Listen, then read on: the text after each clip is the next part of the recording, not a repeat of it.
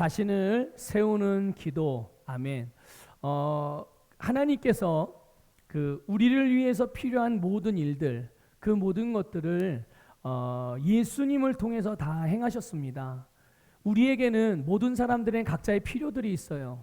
어떤 사람들은 돈이 필요하고, 어떤 사람들은 집이 필요하고, 또 어떤 사람은 좋은 인간관계가 필요하고, 또 어떤 사람은 또 위로가 필요하기도 하고, 또 어떤 사람들은 삶의 문제들이 해결되어지는 것들이 필요하고, 또 어떤 사람은 정말 영혼의 구원이 필요하기도 하고, 각자의 필요가 다르지만 그 모든 필요들 하나님께서 아시기 때문에 그것들을 다 우리에게 주시고 채워주시기 위해서 예수님을 통해서 우리에게 모든 일들을 이루셨어요.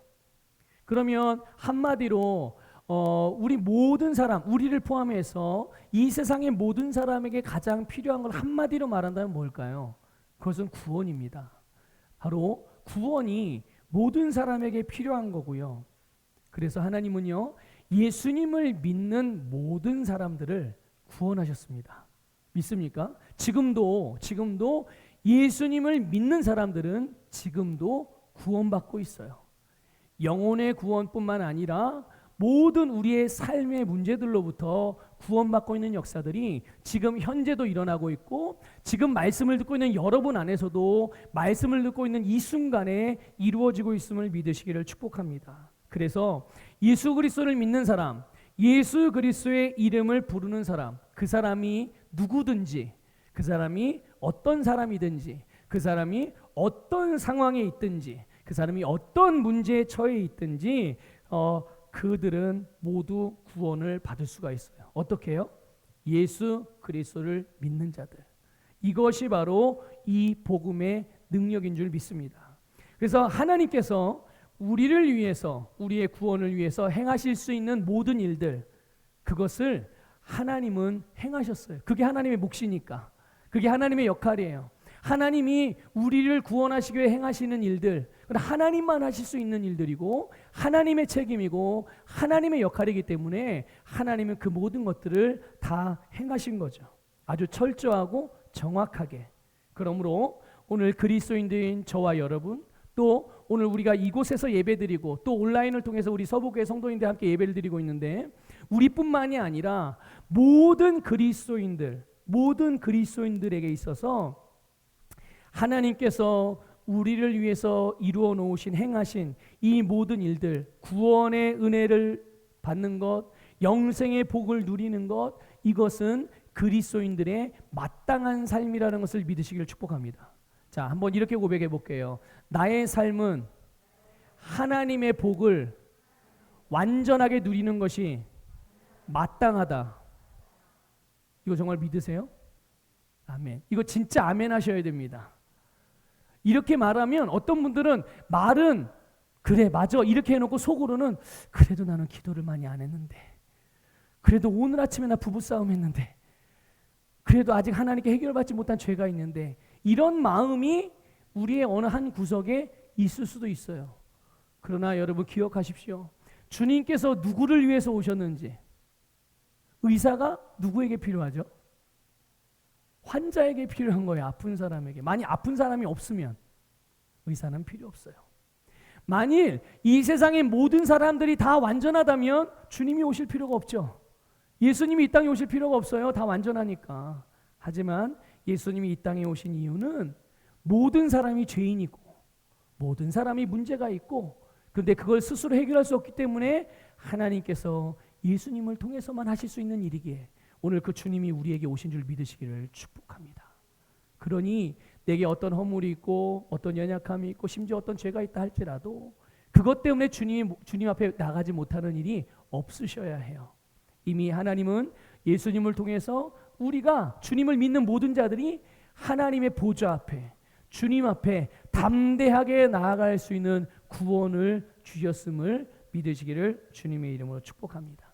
자, 그런데 만일 이것이 하나님께서 우리를 위해서 예수님을 통해 모든 아름다운 삶을 살 수 있는, 모든 문제를 해결할 수 있는 그런 놀라운 은혜를 주셨는데, 만약에 여기에 대한 지식이 없다면, 그래서 우리는 마땅한 삶을, 당연히 복된 삶을 살아가는 것이 마땅한데 여기에 대한 지식이 없다면, 하나님을 아는 지식이 없다면, 우리에게 하나님께서 구원의 은혜, 영생의 복을 누릴 수 있도록 가르쳐 주신 말씀이 없다면, 그것을 모른다면 과연 누가 그 복을 누릴 수가 있을까요? 아무도 누릴 수 없을 거예요.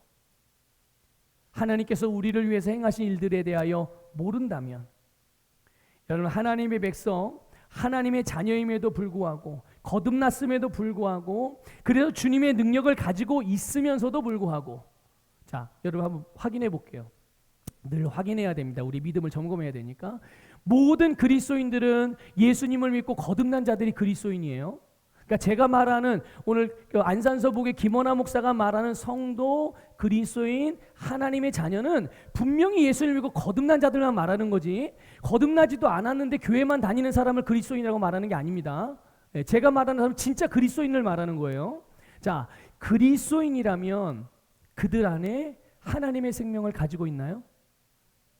맞습니까? 자, 그리스도인이라면 그러면 그 안에 하나님의 생명이 있는데, 그 생명 안에는 하나님의 모든 능력이 다 담겨 있나요? 맞습니까? 저희 정확히 알고 계시네요. 자, 그러면 그런 그리스도인의 삶이 당연히 어떠해야 되겠습니까? 당연히 하나님과 같이 기능하는 삶을 살아가는 게 맞는 거죠. 하나님과 같이 사람들을 구원하고, 하나님과 같이 사람들에게 사랑을 베풀고, 하나님과 같이 다른 사람들이 잘 되도록 돕고, 하나님과 같이 초자연적인 역사를 나타내고, 하나님과 같이 온 세상에 하나님의 복을 나누어 주는 삶, 이것이 우리의 마땅한 삶이라고요. 그리스도인들의 마땅한 삶. 그러니까 이럴 수 있는 능력을 가지고 있는 것이 그리스도인인데, 그런데요, 많은 그리스도인들이 이 진리에 대해서 모르고 있어요. 그래서 교회를 나갈 때도, 하나님을 향하여 예배드리러 나올 때도, 하나님께 기도할 때도 뭐부터 떠오르냐? 나는 죄인이고, 나는 연약하고, 나는 부족하고, 나는 이런 문제가 있고 저런 문제가 있으니 오늘 나는 그것들을 주님 앞에 가서 해결받아야지 라고만 생각하고 주님께 나와요. 여러분, 주님께 나아갈 때, 아니 주님 앞에 예배 드릴 때뿐만 아니라 여러분의 삶을 대할 때, 여러분이 직장에 나갈 때, 여러분이 사업장을 운영할 때, 그와 관련된 사람들을 만날 때, 아니 옆에 있는 이웃들과 뭐 다과를 나눈다든지 그런 만남과 교제를 할 때, 아니 취미 생활을 할 때, 여러분이 누구인지 분명한 인식을 가지고 한번 나가보세요. 내 안에 하나님의 능력이 있고, 내 안에 하나님의 생명이 있고, 내 안에 이 세상에 나를 대적하고 하나님을 대적하는 모든 어둠의 영들과 모든 사망의 권세를 이기는 믿음이 있다라는 것을 인지하고 인식하고 믿음으로 우리의 모든 삶을 대하게 된다면 우리의 삶에 어떤 일이 벌어질까요? 여러분, 놀라운 일들이 아마 벌어질 거예요. 오늘 그거를 좀 말씀을 드릴 거예요. 자, 그런데 이거를 모른다니까요.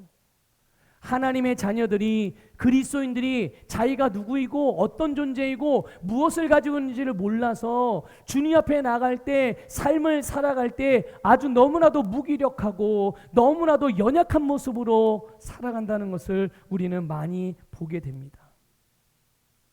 그래서 뭐라고 말합니까? 어둠의 영향, 상황의 영향, 환경의 영향을 받아서 어쩔 수 없었어. 여러분, 그리스도인들의 삶은 어쩔 수 없었던 삶이 아닙니다. 그 누구도 어쩔 수 없는 삶을 살아가는 것은 그리스도인의 삶이 아니에요. 그리스도인들은 어쩔 수 없다고 세상 사람들이 말하는 상황과 환경이지만 그걸 어쩔 수 있는 상황으로 바꾸는 자들이에요. 이것이 오늘 우리의 삶인 줄 믿으시기를 주님의 이름으로 축복합니다. 근데 왜 일반 사람들이 그렇게 사는 거야? 그들은 하나님을 모르니까. 근데 왜 그리스도인들이 그러고 사냐는 거예요. 왜? 뭐 때문에? 능력이 부족해서요? 아니요. 우리는 우리 안에 능력이 부족하지 않다는 것을 알고 있잖아요. 조금 전에도 고백하셨잖아요. 내 안에 하나님의 모든 생명의 능력이 있다고. 그러니까 우리가 능력이 없어서 그렇게 살아가는 게 아니란 말이죠. 뭐 때문에 그렇게 살아가는 거예요, 사람들이, 성도들이? 바로 하나님에 대한 지식이 없는 거예요. 하나님께서 우리에게 주시는 말씀에 대한 계시가 없으니까, 자꾸만 잊어버리니까 그 안에서 우리가 발견되어진, 그 안에서 우리에게 가르쳐 주시고 조명해 주시는 우리를 보지 못하니까. 나는 예수님을 믿을 때나 믿지 않을 때나 똑같이 세상에서 어려움을 당하고 고통받고 살아가는 그런 존재로 살아가게 되는 거죠. 여러분, 지난 주일에 하나님의 능력이 우리 안에 역사하신다고 말씀을 드렸어요. 그리고 그 능력이 우리의 삶에 나타날 수 있도록 하는 그것을 위한 우리의 몫이 있다고 말씀을 드렸습니다. 하나님은 하나님이 하신 하나님의 몫이 있고, 그리고 우리는 우리 차원에서 우리의 몫이 있단 말이죠. 우리의 역할이 있는 거예요. 하나님은 하나님께서 하나님의 역할을 행하심으로 온 세상이 창조되었고 모든 인류가 구원을 받는 것뿐만이 아니라 하나님께서 맡겨주신 우리의 모든 세상을 다스리고 정복하는 일, 이거를 우리가 완수할 수 있게 되었어요. 어떻게 해요? 하나님께서 그것을 위해서 우리를 위해서 모든 것들을 하셨으니까. 그렇죠? 자, 이제 우리의 몫이 있는 거죠. 우리의 몫. 우리가 우리의 역할을 하게 될 때 이 세상에서, 우리의 세상에서 특별한 삶을 살아갈 수가 있는 거예요. 하나님은 우리를 특별한 존재로 지으셨는데 하나님의 특별한 작품을 한번 물어볼게요. 피카소가 그린 그림이 있어요. 제가 그린 그림이 있어요. 뭐가 특별하죠? 뭐가 특별? 이거 뭐 비교 대상도 안 돼요. 제가 감히 피카소하고 비교를 해서 죄송합니다. 뭐 어떤 게 특별한 거예요? 똑같은 그림이잖아요. 그리고 제가 많이 아주 모방하는 기술이 너무 탁월해서 완전히 피카소의 그림과 똑같이, 그래서 일반 사람들이 그냥 보면 구분하지 못할 정도로, 구분하기 쉽지 않을 정도로 그렇게 그렸다고 해봅시다. 두 그림의 가치가 똑같나요? 아이, 그럴 수 없죠. 진품은 그런 거예요. 진품은 그게 그 자체가 특별한 거예요. 오늘 하나님의 진품, 하나님의 작품이 저와 여러분임을 믿으시기를 축복합니다. 그러니 우리 존재 자체가 특별한 존재인데, 그래서 하나님 우리가 특별하게 살기를 원하시는 거예요. 특별하게. 어떻게 해요? 세상 사람들 다 환경과 상황의 다스림 영향 속에 살아가도 우리만큼은 그것 위에서 다스리며 살아가도록, 그걸 하나님께서 원하시는 것이죠. 근데 그렇게 할 수 있도록, 우리의 삶이 그렇게 될 수 있도록 그런 특별한 삶, 다스리고 정복하고 승리하는 삶, 이것을 하나님이 우리에게 계획하셨는데 그것을 우리가 이제 살아낼 수 있게 하는 것은 이제 우리의 몫이란 말이죠. 하나님의 능력은 우리 안에서 역사하고 계시고 그거를 우리의 삶에 풀어내는 일은 우리의 몫이라고 말씀을. 여기에 대해서 하나님께서 우리에게 야, 이제 내가 너희들에게 복 줬으니까 니들 알아서 해, 이렇게 무심하게 우리를 방치해 놓지 않으셨다니까요. 친절하시고도 선하시게도 하나님은 우리에게 바로 여기에 대한 지식을 주셨어요. 여기에 대한 말씀을 주셨단 말이에요. 그게 뭡니까? 우리 지난주에 나눴죠. 말씀을 묵상하는 것이 내 안에 있는 하나님의 역사하고 있는 능력을 우리의 삶에 풀어내는 방법이라고 말씀을 드렸어요. 그게 하나님께 가르쳐 주신 지식이란 말이죠. 오늘은 두 번째 원리를 말씀을 드릴 거예요. 그거는 다른 게 아니라 바로 방언을 말하는 겁니다. 뭐 하는 거라고요? 네, 방언을 말하는 거예요.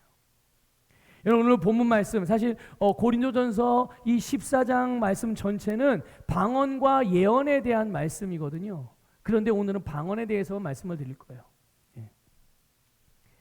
방언의 가장 중요한 특징, 그게 있는데요. 그게 뭐냐면 바로 우리가 방언을 말할 때 사람에게 말하는 게 아니라 누구에게 말하는 것이라고 말씀하고 있습니까?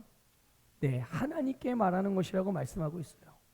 방언은 여러분 신령한 언어예요. 인간의 언어가 사람의 언어가 아니기 때문에, 자, 이런 거잖아요. 여러분 혹시 영어를 말하면 우리 요즘에 아이들은 이 찬양이나 뭐 설교나 성경 공부할 때 요즘 학생들 그리고 어린이들 이게 보면요, 틈틈이 저렇게 오늘도 특송할 때 보니까 영어 나오죠. 근데 영어를 그냥 일상에서 쓰는 것 같아요, 요즘 아이들은. 그러니까 영어를 배워야 돼요. 저도 영어를 잘 모르는데 배워야 되는 것 같아요. 예. 자, 여러분 만약에 제가 여기서 영어로 설교한다면 알아들으시겠어요? 못 알아듣죠. 왜요? 모국어가 아니니까. 대한민국 언어가 아니니까. 뭔가 소리는 들리는데 뭔가 뭐라 말하는데 내용을 이해할 수 없는 거. 인간의 언어지만 다른 나라 언어도 이해를 못하는데 여러분 하나님 나라의 언어를 이해하겠어요, 사람이? 신령한 언어를? 그래서 사람은 사람의 이 이해력 가지고는, 이 이성 가지고는 하나님의 언어를, 하나님 나라의 언어를 알아들을 수가 없는 거예요. 여러분 사도행전 2장에 보면 오순절날 마가의 다락방에 모인 120명의 주님의 제자들, 주를 믿는 자들이 모여서 성령의 임함을 기다리며 기도하고 찬양하고 예배하고 있었어요. 그때 오순절 마가의 다락방에 오순절에 성령이 임하셨고 각 사람이 성령의 충만함을 받았어요. 그러면서 성령의 충만한 그 주님의 제자들이, 주님을 믿는 자들이 120명의 사람들이 각각 다른 언어로서 그러니까 사람의 귀로 들릴 때는 다른 언어로 들리는 것 같이 들리는 거죠. 그런데 각각 다른 방언을 말하기 시작했어요. 성령의 말하게 하심을 따라서 성령께서 그들의 입술에, 그들의 심령 가운데 어떠한 신령한 언어를 주시고 신령한 언어의 내용들을 주셔서 그걸 말하게 하는데 그들이 자기의 입을 성령께 내어드린 거죠. 그래서 뭐라고 입을 벌리고 입을 딸막딸막 하는데 영적인 소리가 나오는 거예요. 방언이 나오는 거죠. 이게 성령을 받은 성령 충만의 표적 중에 하나란 말이에요. 자, 그때가 오순절이었기 때문에 그 당시에 그 세계 속에 세계에 흩어졌던 많은 유대인들 예루살렘으로 다 모였어요. 명절이기 때문에, 영적인 절기였기 때문에. 그런데 이 사람들이 오순절 마가의 다락방에 성령 충만하게 임한 성령 받은 이 120명의 성도들을 보면서 그들이 술에 취했다고 말했어요. 야, 니들 오늘이 어떤 날인데 지금 중요한 날인데 술 취해가지고 이러고 다니냐? 도대체 어떤 모습이었길래 술 취했다고 봤을까요?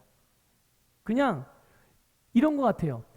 일반 사람들이 술 마셨을 때 술 취한 사람들의 현상하고 아마 비슷했던 것 같아요. 몸을 비틀거렸다든지 아니면 뭐 쓰러졌다든지 아니면 뭐라고 말해. 그렇죠. 술 많이 취한 사람들 이 말할 때 발음을 잘 못 알아듣잖아요. 뭐라고 그러는데 자기는 뭐라고 말하지만 듣는 사람은 그걸 이해를 못하는 것처럼. 그때 베드로가 말해요. 뭐라고 말하냐면 우리는 술에 취한 게 아니다. 우리는 새술에 취했다. 도대체 새술이 뭐냐? 새로 나온 무슨 맥주가 있느냐? 새로 나온 뭐 와인이 생겼냐? 그게 아니라 바로 구약 성경에 요엘 선지자를 통하여 하나님께서 우리에게 새 영을 부으시겠다고, 성령을 부어주시겠다고 약속하셨던 그 약속대로 우리에게 그 영이신 하나님의 영이신 성령이 임했고 우리는 성령을 받은 거다. 이렇게 베드로가 말해요. 그러니까 보세요, 여러분. 우리가 방언으로 말할 때 그 의미를 이해할 수 없다고 그래서 그 내용이 무슨 내용인지 알 수 없다고 그래서 그것을 이상하게 여기지 마세요. 그건 알아들을 수 없는 게 너무 당연한 거예요. 하늘의 언어니까.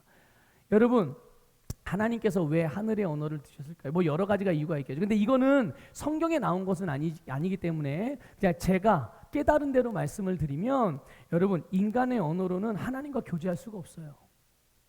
정상적으로 인간의 언어로는 제대로 깊은 교제를 할 수가 없어요. 그 이유는 다른 게 아니라 정결하지 않은 요소들이 너무 많아요. 우리 언어에는, 사람의 언어에는 깨끗하지 않은 요소가 너무 많아요. 주님께서 원치 않는 그런 요소들이 너무 많다는 거예요. 어떤 것들이요? 때로는 우리 언어에 정욕이 묻습니다. 그래서 여러분, 우리가 하나님께 뭔가를 구할 때 응답이 안 되는 기도 중에 하나가 뭐죠? 성경은 분명히 가르쳐 주죠. 정욕으로 구하는 기도. 그러니까 우리의 기도의 내용에 정욕이 들어있을 수 있고, 또 거기에는 이기심이 들어있을 수도 있고, 또 거기에는 원통함이 막 한을 품고 막 기도하는 사람들 있잖아요. 네. 그런 것이 들어있을 수 있고, 또 부정함이 들어있어요. 거짓이 들어있어요. 낙심이 들어있어요. 의심, 미움, 그리고 자기 연민, 이런 것들이 우리의 말에 들어있을 수 있다고요. 그러니까 그런 언어를 가지고 하나님과 교제하면 교제가 되겠어요, 안 되겠어요? 그걸 한마디로 불신앙의 언어들인데 하나님은 믿음으로 행하는 것만 아시거든요. 불신앙으로 하는 건 하나님이 몰라요. 모르세요. 그러니 우리 사람의 언어에는 그런 것들이 들어있을 수 있기 때문에 하나님께서는 우리와 더 정확하고 더 온전한 교제를 위해서 우리에게 영적인 언어를 주신 것 같다는 생각이 들어요. 어쨌든 성령을 통해서 우리에게 이 영적인 언어를 주셨어요. 성령님으로부터 온 언어이기 때문에 여기에는 어떠한 부정함이 없어요. 그냥 100% 순결 그 자체. 그러니까 우리가 영어로 기도할 때 그것이 정말 완전한 기도라는 것을 믿으시고 확신 가운데 기도하시기를 주님의 이름으로 부탁을 드립니다. 아까도 말씀드렸듯이 우리가 영어로 기도하는 기도는 누구한테 하는 거라고요? 하나님에게 말하는 거예요. 그래서 우리가 성령의 인도하심을 따라 입을 열면 성령님께서 우리의 입에 언어를 넣어주시고 우리가 그것을 소리내어 하나님께 말하는 것. 그러니까 하나님에 대하여 말하는 거구나. 하나님에 대하여. 방언의 두 번째 특징이 있어요. 그것은 뭐냐? 바로 영으로 비밀을 말합니다. 우리의 영으로 비밀을 말하는 거예요. 이게 무슨 말이냐면요, 비밀은 신비한 거를 말하는 겁니다. 영어에는 이 비밀이 두 가지 단어로 표현돼요. 뭐 또 다른 단어도 있기는 있는데 대부분 쓰는 단어가 하나는 시크릿이고 하나는 미스테리예요. 그런데 여기서 말하는 이 비밀, 이 신비는 미스테리를 말하는 거예요. 여러분, 그 세계 7대 불가사의 중에 하나가 뭐냐면 저희 이집트라는 나라에 그 피라미드라는 건축물이 있어요. 혹시 들어보셨나요? 피라미드, 여기 삼각형 모양의 무덤이에요. 옛날 그 당시에 고대, 우리 그 출애굽기에 나오는 바로왕이죠. 바로왕. 그 바로왕들의 무덤이에요. 그게 일반 왕들, 그 바로왕들의 무덤이거든요. 그런데 그때 이스라엘 사람들이 그거 지은 거예요. 그때 노예로 끌려가가지고 그때 그거를 만든 거거든요. 그런데 놀랍게도요, 그때가 언제입니까? 그때가 언제인데 지금 최첨단, 지금 AI가 움직이고, 여러분 집에서 인터넷 TV 볼 때 이제 리모컨 없이도 사용하는 거 아시죠? 그냥 말하면, 저희는 이제 그 KT를 쓰기 때문에 지니라는 뭐 이렇게 모뎀을 써요. 그래서 지니야 그러면 네 말씀하세요 이렇게 대답을 합니다. 그래서 7번 틀어줘 그러면 7번 지가 틀어요. 이런 시대입니다. 이런 시대인데 아직도 그 이집트의 그 피라미드라는 고대 왕들의 무덤이 어떻게 건축되었는지를, 건축 기법을 발견을 못했어요. 어떻게 이 큰 바위들을 옮겨서, 돌을 옮겨서 어떻게 돌을 만들었는지도, 옮겼는지도, 어떤 수학적인 원리를 가지고 이렇게 쌓아서 지금까지도 요만큼도 무너지지 않고 아주 견고하게 세워져 있는지 아직도 그 원리가 밝혀지지가 않았어요. 이런 거예요. 바로 분명히 건축물은 있는데 그 건축물이 어떻게 지어졌는지, 어떤 원리로 지어졌는지 밝힐 수가 없는 거죠. 그래서 모방도 불가능하고 이해도 불가능한, 그런데 확실한 건 분명히 지금 실제하고 있는 거예요. 하나님의 역사가, 지금 하나님이 역사하고 계세요. 우리 지금 눈에는 보이지 않지만 하나님은 저와 여러분을 향한 우리의 인생에 대한 계획을 갖고 계세요. 분명히 있단 말이에요. 그건 실제란 말이에요. 하나님의 나라도 존재하고 지옥도 존재하고 이 땅 가운데 하나님의 역사하심도 지금 실제로 역사하고 있는데 그것 다 풀어낼 수 있나요? 풀어낼 수 없죠. 분명히 이루어지고 있고 나타나고 있고, 그러지만 그게 어떤 원리로 어떤 방법으로 일어나는지를 사람은 이게 밝혀낼 수가, 바로 그것들을 말하는 것이 뭐라고요? 방언으로 하는 기도 안에 들어있는 내용들이에요. 그게 바로 영으로 비밀을 말한다는 뜻입니다. 방언은 여러분 이렇게 우리의 영으로 신비를 말하는 거예요. 자, 어떻게 말할까요? 성령께서 말하게 하심을 따라서 말하는 거예요. 그러면 성령께서 우리에게 어떻게 무엇을 말하라고, 그 말하라고 하는 내용들이 뭘까요? 구체적으로 우리가 하나하나 알 수는 없지만 분명한 것은 성령님은, 성경에 기록되기를 성령님은 하나님의 깊은 것까지도 통달하시는 분이라고 그랬어요. 당연하죠. 하나님의 영이시니까. 그러니까 하나님의 모든 것을 알고 계시는 분이 성령님임을 믿으시기를 바랍니다. 근데 그 성령님이 우리에게 우리가 할 말을, 영적인 언어의 내용들을 넣어주셔서 우리가 입을 열어 소리를 내면, 그래서 발음을 하기 시작하면 이제 그 내용들을 말하는 거예요. 물론 우리의 언어가 아니기 때문에 이해는 할 수 없는 거죠. 그러면 거기에 그 내용 가운데 어떤 것들이 포함되어 있을까요?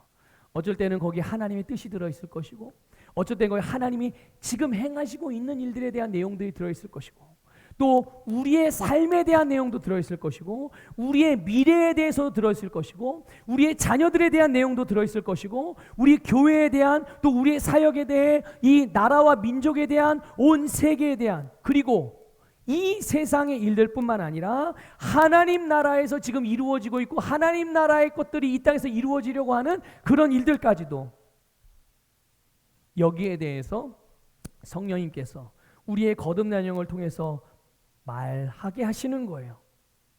그러면 어떻게 될까요? 그래서 우리가 그걸 따라 말합니다. 물론 우리의 언어를, 우리 이해력은 이해할 수가 없죠. 하지만 우리의 입을 통해서 나오는 방언, 영적인 언어를 통해서 선포되어지고 말해지고 고백되어지면 그것이 우리에게 실제가 된다는 것을 믿으시기를 주님의 이름으로 축복합니다. 그래서 여러분, 방언은 성령의 언어이기 때문에요, 그 내용이 우리의 거듭난 영이 진정으로 원하는 것들을 말하는 것이고 하나님의 말씀을 따라서 하는 기도이기 때문에 우리에게 100% 유익만 되는 거예요.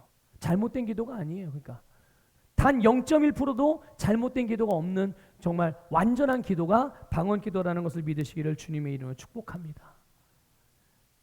우리가 이렇게 방언으로 하나님의 비밀들, 신비들을 말할 때 이게 놀랍게도 방언의 세 번째 유익과 연결이 되어져요. 그게 뭐냐 하면 오늘 본문 고린도전서 14장 4절에 보면요, 이제 제가 제목을 여기 이 말씀을 보고 정한 건데요. 자, 한번 읽어보겠습니다. 시작. 방언을 말하는 자는 자기의 덕을 세우고 예언하는 자는 교회의 덕을 세우나니. 아멘. 제가 방언에 대해서 말씀을 드린다고 그랬어요. 자, 방언을 말하는 자는 무엇을 세운다고요? 자기의 덕을 말하는 거예요. 그러니까 나를 세우는 거예요. 자기를 온전하게 세우는 것을 의미하는 거죠. 자, 하나님, 우리 안에 하나님의 능력이 역사해요. 그리고 그 능력의 근원이 말씀이거든요. 그 말씀을 이루는 능력이, 그 말씀을 이루는 권능이 성령님이세요. 성령님이 하나님의 말씀을 이루시는 줄 믿으시기를 축복합니다. 그래서 우리가 방언으로 말할 때 성령이 주시는 언어를 말하는 것이기 때문에 그 순간, 내가 방언으로 기도하는 그 순간이 어떤 순간입니까? 성령님의 인도를 받고 있는 순간이고, 내가 방언 기도를 하는 그 시간이 성령님께 나를 내어드려서 내게 역사하실 수 있는, 나를 통해 역사하는 시간을 갖는 것이 내가 방언으로 기도하는 시간에 이루어지는 일들이에요. 그러니까 우리가 방언으로 기도하면 기도할수록 우리 심령에 계신 성령님은 더 역사하실 것이고, 성령의 역사로 우리는 점점 성령의 능력으로 충만해지겠죠. 그뿐만 아니라 그 능력이 기름 부음으로써, 영향력으로서 우리의 모든 삶에 영향을 주게 된다는 것을 기억하시기를 주님의 축복합니다. 그러니까 우리가 똑같은 방언을 말하고 방언을 기도해도 어떤 사람은 방언을 기도하면서 이게 무슨 기도인가 그냥 궁금해하면서 그냥 계속 머리에 인간적인 생각을 가득 채우고 기도하는 것과, 그냥 목사님이 하라고 그랬으니까 그냥 하는 사람과, 내가 지금 방언 기도를 하는 가운데 이 방언이 무엇이며, 이 방언을 하는 가운데 내가 어떤 내용들을 말하는 것이며, 이 방언을 할 때 내게 어떤 역사들이 일어나는지를 알고서 기도하는 사람하고는 완전히 차이가 나는 거예요. 그러니까 그런 사람들은 방언 기도하면 지치지 않아요. 귀찮아하지 않습니다. 계속 하는 거예요, 그냥. 자, 고린도전서 14장 14절을 보면요, 우리가 이 부분을 좀 더 잘 이해할 수 있는데요. 자, 같이 읽어보겠습니다. 시작. 내가 만일 방언으로 기도하면 나의 영이 기도하건. 자, 뭐가 기도한다고요? 예, 내 영이 기도하는 거예요. 자, 계속 이어서 읽습니다. 시작. 나의 마음은 열매를 맺지 못하리라. 이게 무슨 말이냐면요, 내가 영어로 기도해요.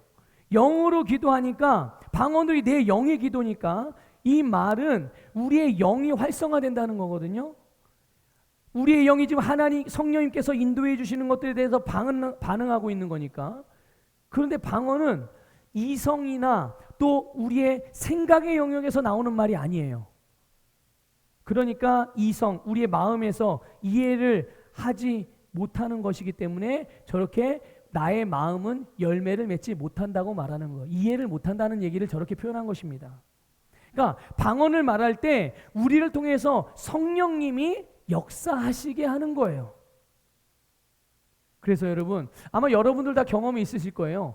방언으로 기도하면 기도할수록 영적으로 예민해진다는 것을 아마 아십니까, 여러분? 영적인 감각이 굉장히 민감해져요. 그래서 성령의 인도하심 그리고 하나님의 말씀에 내가 더 영적으로 반응할 수가 있게 되는 거예요. 믿음으로 반응한다는 얘기예요. 그러니까 성경은 하나님의 자녀들이 영적으로 이 영적인 감각을 사용해서 하나님의 영으로 인도함을 받는다고 말해요. 로마서에 그런 말씀이 나옵니다. 하나님의 자녀들, 영으로, 하나님의 영으로 인도받을 수 있는 사람, 하나님의 영으로 인도받는 사람이 이 세상에 누구냐는 거예요. 누가 하나님의 영으로 인도받죠? 하나님의 자녀들만 하나님의 영으로 인도받는 거예요. 예수님께서 말씀하셨죠. 양과 목자의 비유에서 자기 양은 양이 자기의 목자의 목소리를 알아들어요. 하나님의 자녀는 하나님의 음성을 알아듣습니다. 믿습니까? 그러니 우리가 방언을 말함으로 우리의 영적인 감각을 지속적으로 예리하게 단련할 필요가 있죠. 그럴수록 성령의 인도를 더 잘 받을 수 있으니까. 게다가 아까 말씀드렸습니다. 방언을 말할 때 비밀을 말한다고 그랬어요. 하나님의 신비를 말하는 거예요. 그 안에는 우리를 향한 하나님의 뜻, 그리고 우리를 위해서 이루신 하나님의 역사들, 그리고 우리를 인도하신 하나님이 인도하신 것 계획이 있는데 방언이 바로 이것들을 말하는 거예요. 성령님은 당신의 인도를 따라 말하는 그 내용들을 어떻게 하신다고요? 이루신다고요. 성취하신다고요. 그러니까 방언을 말함으로 우리 안에 거하신 성령님이 우리를 온전케 하시는, 우리를 세워가시는 그런 역사로 우리가 주 안에서 날마다 발전하고 날마다 성장하고 날마다 온전케 된다는 것을 믿으시기를 주님의 이름으로 축복합니다. 우리는요, 모든 사람은 지금 내가 갖고 있는 지식만큼, 지금 내가 알고 있는 계시만큼 세워지게 돼 있어요. 그리고 우리가 세워지는 만큼 그 다음 단계를 향한 발돋움을 할 수가 있는 거예요. 그러니 여러분 생각해 보세요. 방언을 말할 때 내가 세계 역사를 지금 말하고 있어. 방언을 말할 때 내가 앞으로 나에게 일어날 일들에 대해서 말하고 있어요.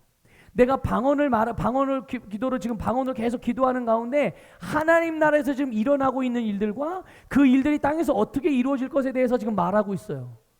놀랍지 않습니까? 세상에 내가 방언을 말하고 있는 그 순간 이런 일들을 말하고 있다고? 방언을 말하고 있는 이 순간에 저 멀리 외국에 사는 우리의 자녀들, 우리의 형제들에게 일어날 일들에 대해서 내가 말하고 있어요. 여러분, 이게 도대체 사람의 이성으로 이해가 될 일인가요? 어떤 원리로 도대체 이런 걸 어떻게 설명할 수 있어요, 이거를? 하지만 분명하게 이루어지고 있는 실제라는 것을 믿으시기를 주님의 이름으로 축복합니다. 그런 이게 바로 우리 안에서 역사하신 하나님의 능력이 우리의 삶으로 실제가 되게 하는 주님께서 가르쳐 주신 방법이고 이것이 곧 하나님의 지식인 거예요. 그러니까 이 지식을 알고 이 지식을 따라서 행해서 하나님께서 우리에게 주신 복을 누리는 일, 우리를 향한 하나님의 뜻이자 기대라는 것을 확실하게 믿으시기를 주님의 이름으로 축복합니다. 그래서 고린도전 14장 18절에서 사도 바울이 성도들에게 이렇게 고백을 해요. 한번 보겠습니다. 같이 읽어볼게요. 시작. 내가 너희 모든 사람보다 방언을 더 말함으로 하나님께 감사하노라. 아멘. 자, 사도 바울이 뭐라고 말하고 있어요? 내가 너희 모든 사람보다 방언을 여러분, 사도 바울이 얼마나 위대한 사람이에요. 얼마나 훌륭한 사람입니까? 모든 믿음의 사람들에게 본이 될 수 있는 그런 사도 아닙니까? 자, 그런데 그런 바울조차도 누구보다도 방언을 많이 말한대요. 누구보다도. 자,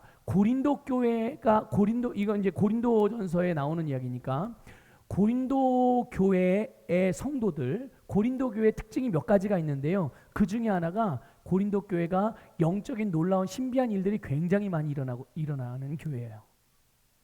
그러니까 이게 너무 많이 영적인 일들이, 초자연적인 역사들이 일어나니까 이것 때문에 영적으로 무질서해질 만큼 그렇게 영적인 역사들이 활발하게 일어났던 교회예요. 성령의 은사들이, 신령한 일이 너무 많이 일어나니까. 자, 그런데 사도 바울이 이런 고린도 교회의 성도들보다, 그러니까 보세요.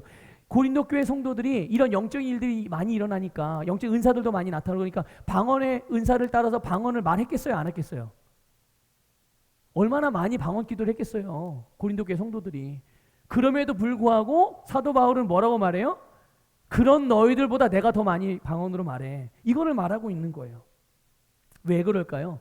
사도 바울이 뭐가 부족해서 방언으로 계속 이렇게 많은 말들을, 기도를 할까요? 바로 사도 바울은 하나님의 지식을 알고 있었던 거예요. 하나님의 능력, 자기 안에 있는 하나님의 능력, 자기 안에 역사하고 있는 하나님의 능력이 어떻게 하면 더 효과적이고 어떻게 하면 더 강력하게 밖으로 나타나게 할 수 있는지를 이 사도 바울은 분명하게 인식하고 있었던 거죠. 이것이 바로 바울이 사역을 성공적으로 완수할 수 있었던 비결 중에 너무나 중요한 부분. 그래서 자기가 알고 있는 지식대로, 자기가 갖고 있는 말씀의 지식을 따라서 행한 거죠.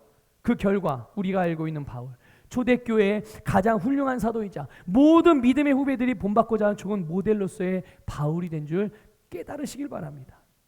지난주에 언급드린 부분 다시 말씀드릴게요.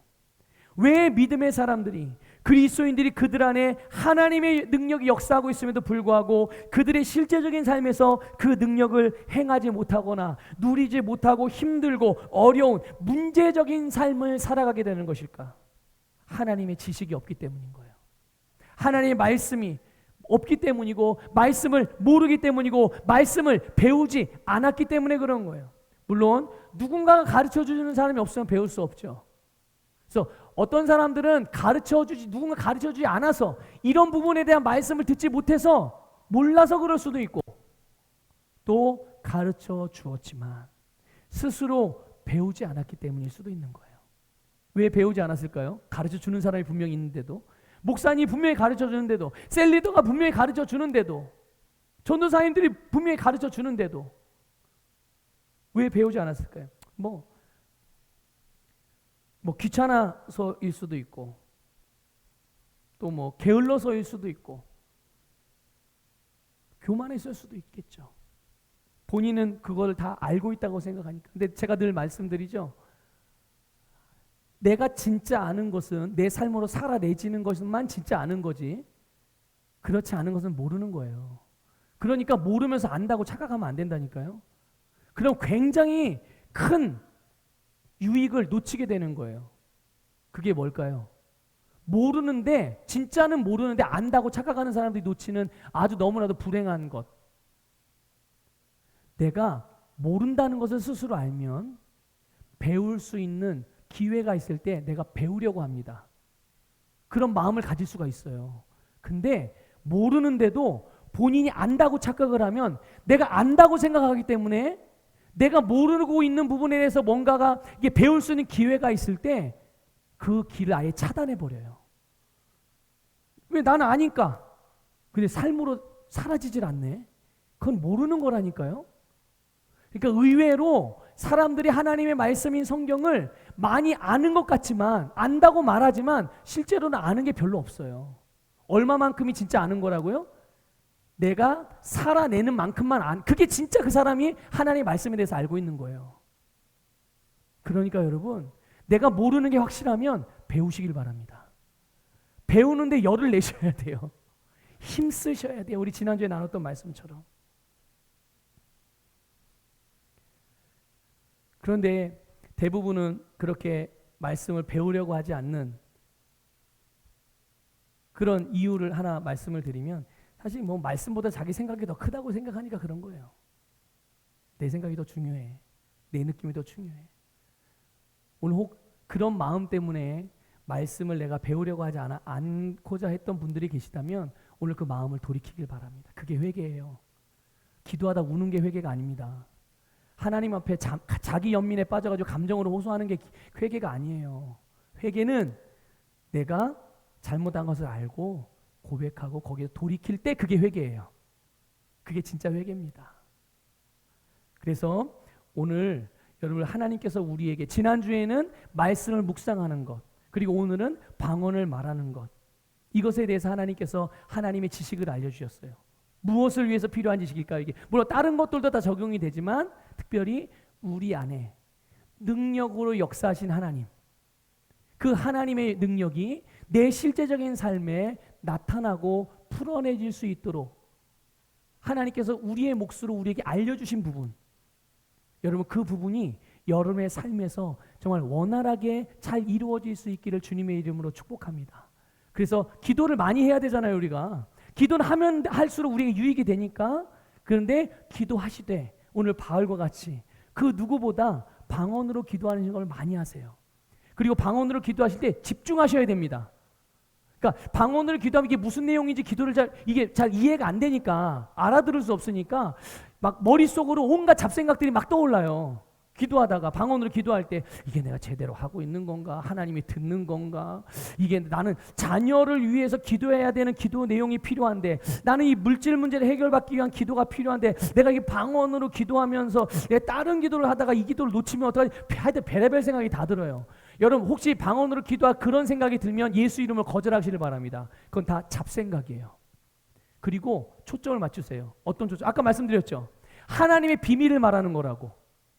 하나님의 비밀을 말하는 거라고. 그 비밀 안에는 하나님이 하시는 일들과 하나님의 계획과 정말 놀라운 하나님의 역사들이 그 방언 기도 내용 안에 들어있어요. 거기에 집중을 하는 거예요. 성령님이 지금 나를 통해서 하나님의 일을 하고 계시는구나. 여기에 초점을 맞추시고 방언으로 기도하다 보면, 우리가 방언으로 기도할 때 영이 민감해진다고 그랬잖아요. 그러면 이제 성령님이 나를 통해서 무슨 기도를 하고 계시고 어떻게 역사하시는지에 대한 지식도 주시는 거예요. 그래서 알게 되면 혼란스러움이 아니야. 아주 분명하고 하나님이 이런 일을 하시는구나. 하나님이 내가 앞으로 이런 일에 대해서 대비하게 하시는구나. 하나님이 내 자녀에게 이런 길을 인도하시는구나. 다 알게 돼요. 깨닫게 됩니다. 여러분 믿음으로 영으로 기도하실 때 집중하여 기도하심으로 여러분 안에 거하시는 성령님, 능력으로 역사하시는 하나님의 능력이 여러분의 삶에 풍성한 능력과 열매로 나타나게 되기를 주님의 이름으로 축복합니다.